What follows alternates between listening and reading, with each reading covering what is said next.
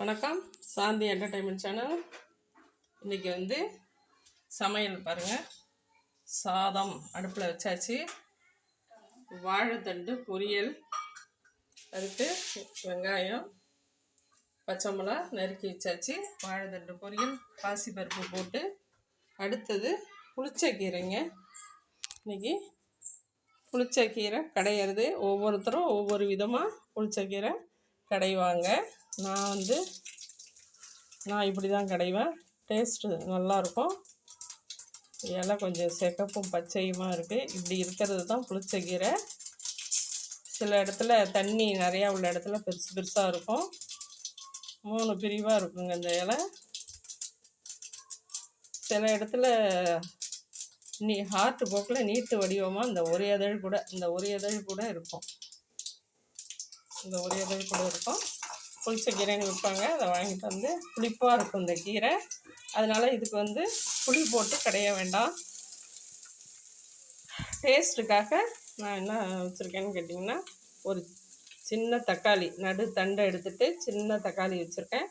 ஒரு 10 சின்ன வெங்காயம், இந்த புளிப்புக்கு ஏற்ற பச்சை மிளகா. இது நல்லா காரமாக இருக்குது இந்த பச்சை மிளகா. அதனால் ஒரு 6 மிளகா வச்சுருக்கேன். அது எண்ணெயில் வதக்கி எடுத்துகிட்டு ஒரு மிளகாயை எடுத்து வச்சுட்டு அரைப்போம். அரைச்சி வாயில் டேஸ்ட்டு பார்த்துட்டு உரப்பு பத்தலைன்னா அந்த ஒரு மிளகாயும் போட்டுக்கலாம். அதுக்கு மெயின் டிஷ் வந்து தாளிக்கிற வடகங்க.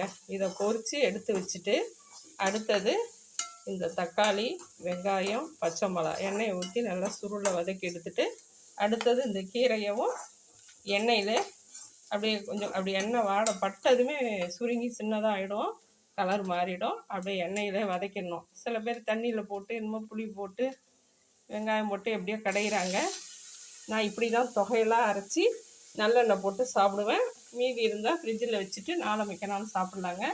இல்லை 4-5 பேர் சாப்பிட்டா ஒரே நாள்லேயும் சரியாயிடும். மீதி இருந்தாலும் வச்சுக்கலாம். தொகையெல்லாம் தண்ணி ஊற்றி வேக வச்சோம்னா கடைஞ்சி உள்ளே வைக்க முடியாது, அன்றைக்கே போட்டுக்கணும். நான் அப்போலேருந்து இந்த புளிச்சக்கீரை இந்த டேஸ்ட்டில் தான் எங்கள் வீட்டில் பிடிக்கும். இந்த மெத்தடில் தான் பண்ணுவேன். வாங்க இதை எப்படி செய்யலாங்கிற செய்முறையை காட்டுறேன். சாதம் வேகுது, பொரியல் தாளித்து விட்டாச்சு. இன்றைய சமையல் இந்த அடுப்பில் எண்ணெய் வச்சு ஒன்று ஒன்றா வறுத்துடலாங்க. அடுப்பு பற்ற வச்சுட்டேன். எண்ணெய் 2 ஸ்பூன் ஊற்றிருக்கேன். தாளிக்கிற வடவத்தை எடுத்து பொரிச்சிட்டு மிக்சியிலே போட்டுடலாங்க.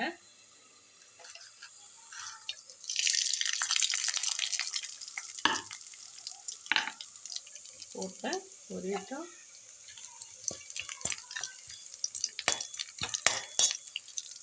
போன வருஷத்து வடவும் அதனால் கருப்பாக இருக்குது. 1 இயர் ஆகிடுச்சா, அதனால் கருப்பாகிடுச்சுங்க. இப்போ இந்த சம்மரில் வரைக்கும் வந்துடுது. இந்த வருஷம்தான் திரும்ப புதுசாக போடணும். 2 வருஷத்துக்கு ஒன்றோட தான் போடுவேன். இருக்குது, முடிஞ்சால் போடுவேன். இல்லைன்னா இந்த வடவத்தோடு விட்டுருவாங்க. அடுத்த சிம்மில் வச்சுருவாங்க.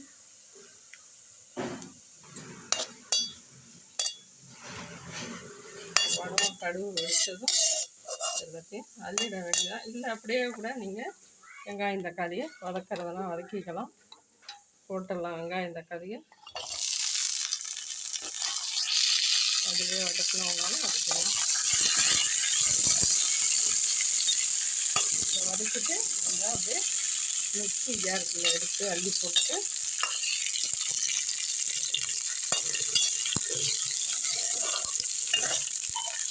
அதுக்கப்புறம் கீரையை வதக்கலாம். பாருங்கள் எத்தனை பச்சை மிளகா போட்டிருக்கேன், 6 மிளகா போட்டிருக்கேன். 1 எடுத்துட்டு அரைச்சி பார்த்துக்கிட்டு ஆயில் கொஞ்சம் போட்டோம்னா நமக்கு காரம் எப்படி இருக்குன்னு பார்த்துட்டு, அதிகமாக இருந்தால் போட வேண்டாம், பத்தலைன்னா இந்த ஒரு மிளகாய் போட்டு அரைச்சிடலாம். சட்னிக்கு இந்த ஒரு மிளகா போட்டு கூட அரைச்சி தக்காளி சட்னிலாம் பச்சை மிளகாய் போட்டு அரைச்சிங்கன்னா 1 போட்டு கூட எடுத்து வச்சுடுங்க. காரம் அதிகமாக இருக்கும் அப்படின்னு தெரிஞ்சதுன்னா எடுத்து வச்சுருங்க. அப்புறம் போட்டு வேணால் அரையை அரைச்சதும் போட்டுக்கலாம். பொரியல் ரெடி ஆகிட்டுருக்கு. சாதமும் கொதிக்குது. புளிச்சக்கீரை இதை எடுத்துகிட்டு ரெடி பண்ணால் மிக்ஸி ஆற விட்டு போட்டோம்னா கீரை ரெடி. ஒரு பொரியல் ரெடி ஆகிடுச்சு. அதில் உப்பு போட்டுட்டு ஒரு 5 நிமிஷத்தில் எல்லாம் வயிறு வடிக்கிறாங்க. அதனால் வாழைத்தண்டு இன்னும் ஒரு 2 நிமிஷம் வதக்கினா இதை அள்ளிடலாம்.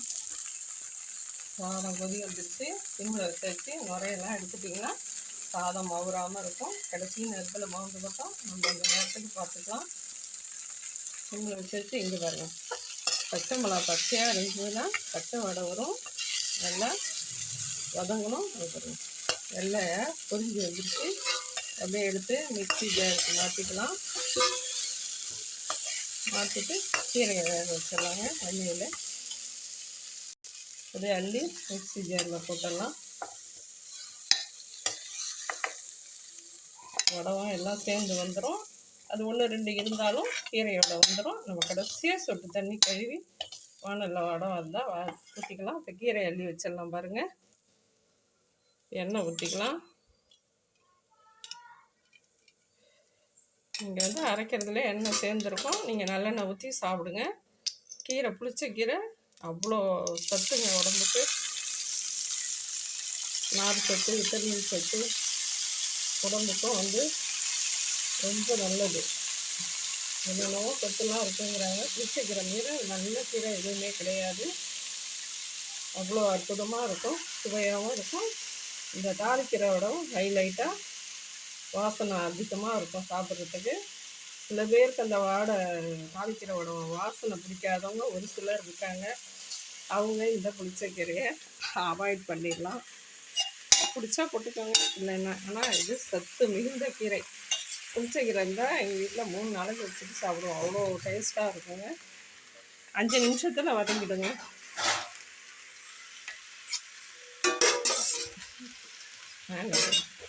வதக்கு அப்படியே பாருங்கள், வதங்க கலர் மாறிடும். எண்ணெயில் பரவாயில்ல, விட கூட இதை போல வேற ஒன்றும் சுடலை. கரெக்டாக கலர் வந்து மாற அப்படியே புளி கலருக்கு மாறிடும். அப்போ கொஞ்சமாக ஆகிடுங்க. அப்படியே வேணால் சத்தனாய் நீங்கள் மூடியை போட்டு முன்னிங்கன்னு வச்சுங்களேன், அப்படியே கம்மி சின்னதாக ஆகிடும். அப்படியே ஆற விட்டு அரைச்சிட வேண்டியதுதான். சாதம் நிறைய எடுத்தாச்சு. எப்படி வேகுது பாருங்கள்.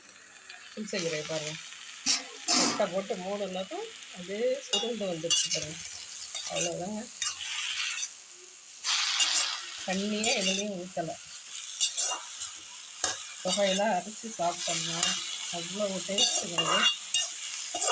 பச்சையாக தான் இருக்கும், கலர் வந்து பச்சையாக இருக்கும். ஒரு 5 நிமிஷம் தான் வெந்துடும். மிக்சியை போட்டோம்னா நல்லெண்ணெயும், எங்கள் சுட்ட எண்ணெய் எனக்கு பிடிக்கும். சில பேருக்கு நல்லெண்ணெய், பாதி பேர் நல்லெண்ணெய் போட்டுப்பாங்க. நான் சுட்ட எண்ணெய் ஊற்றி தான் சாப்பிடுவேன்.